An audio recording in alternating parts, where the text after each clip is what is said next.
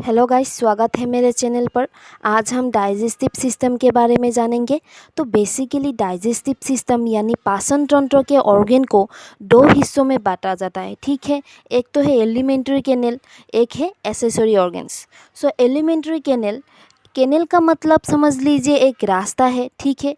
ऐसा रास्ता जिसमें खाना डाइजेस्ट होता है। सो इसमें क्या क्या पार्ट्स है? माउथ है, फेरिंग्स है, एसोफेगस है, स्टोमक है, small intestine, large intestine, rectum और एनस शामिल है, ठीक है। सो इस रास्ते से क्या होता है, हमारे मुंह में, माउथ में खाना जाता है और एनस से क्या होता है, निकल जाता है। सो इस रास्ते को हम एलिमेंट्री कैनेल कहते हैं। उसके बाद है एसेसरी ऑर्गन्स। सो एसेसरी ऑर्गन्स क्या करता है, डाइजेशन में हेल्प करता है, लेकिन डाइजेस्टिव ट्रैक्ट यानी एलिमेंट्री कैनेल का हिस्सा नहीं है। सो एसेसरी ऑर्गन्स क्या क्या है, जैसे कि tongue, teeth, salivary gland, pancreas, liver, gall bladder. तो सबसे पहले हम एलिमेंट्री कैनेल के बारे में जान लेते हैं।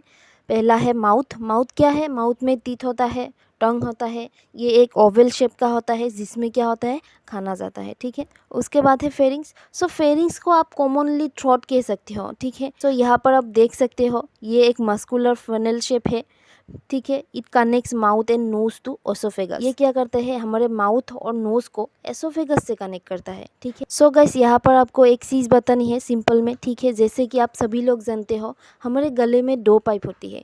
एक तो है फूड पाइप जिसमें से फूड जाती है, ये तो सभी को पता है, ठीक है। दूसरा है विंड पाइप जिसको हम एयर पाइप भी कहते हैं, ट्रेकिया भी कहते हैं, जो हमारे लंग के साथ कनेक्टेड होता है, जिसकी मदद से हम ब्रीथिंग लेते हैं, ठीक है।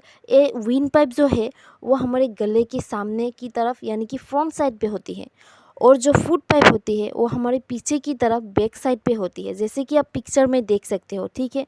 सो अब मेन बात ये है कि जो फेरिंग्स है वो क्या है, फूड पाइप और विंड पाइप दोनों पाइप की कॉमन पार्ट्स है, ठीक है। सो फेरिंग्स ही ऐसा पार्ट्स है जो दोनों पाइप में पाई जाती है। सो कभी कभार क्या होता है, कॉम्पिटिटिव एग्जाम में पूछ लेते हैं कि बताओ फूड पाइप और विंड पाइप में पाई जाने वाली कॉमन पार्ट्स क्या है, तो आप क्या करोगे, बता दोगे क्या है, वो फेरिंग्स है, ठीक। और इसका फंक्शन क्या है, connected mouth and nose to oesophagus. Mouth और नोज को क्या करना है, हमारे खाद्य नली के साथ कनेक्ट करता है, ठीक है।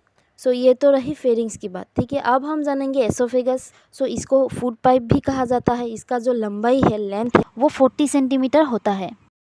ये होलो मस्कुलर ट्यूब के जैसा है, और इसका फंक्शन क्या है, food and liquid throat to stomach. So क्या करता है, ये हमारे जितना भी खाना होता है वो थ्रोट से स्टोमक तक ले जाता है। सो गाइस, इसमें और एक इम्पोर्टेंट बात है जो आपको बतानी है, ठीक है। जो फूड है हमारे थ्रोट में से स्टोमक तक आती है, इसका मूवमेंट कैसा होता है, ठीक है। इसका मूवमेंट आपको अगर पता है तो वीडियो पॉज करके कमेंट पर लिख दीजिए, नहीं पता है तो मैं बोल देती हूँ। उसका मूवमेंट है पेरिस्टाल्टिक मूवमेंट। बेसिकली गाइस, जो फूड पाइप होती है वो नॉर्मल पाइप की तरह नहीं है, कुछ भी हम ऊपर डालेंगे तो नीचे आ जाएगा, वैसा पाइप नहीं है। इसमें पेरिस्टाल्टिक मूवमेंट है।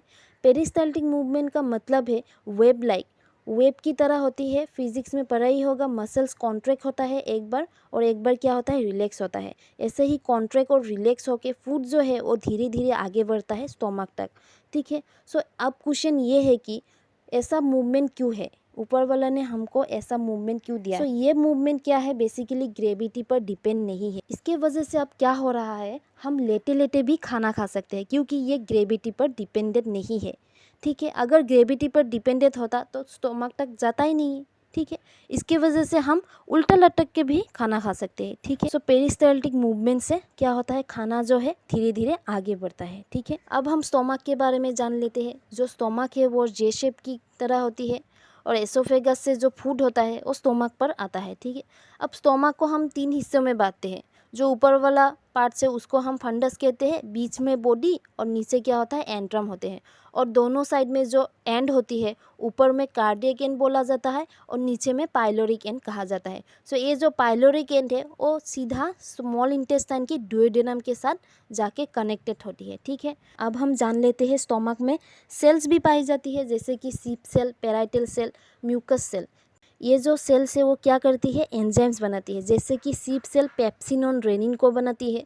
पेराइटल सेल क्या करती है, हाइड्रोक्लोरिक एसिड को बनाती है। और म्यूकस सेल क्या करती है, म्यूसिन को बनाती है। ये जो एंजाइम्स होती है वो हमारे फूड को क्या करता है, डाइजेस्ट करने में हेल्प करती है। ठीक है, तो स्टोमक में जो पीएच लेवल है वो बहुत ही एसिडिक होता है, 0.9 से 1.2 होता है। ठीक है, सो गाइस यहाँ पर और एक इम्पोर्टेंट चीज़ बतानी है। ठीक है, कॉम्पिटिटिव एग्जाम में पूछ लेते हैं।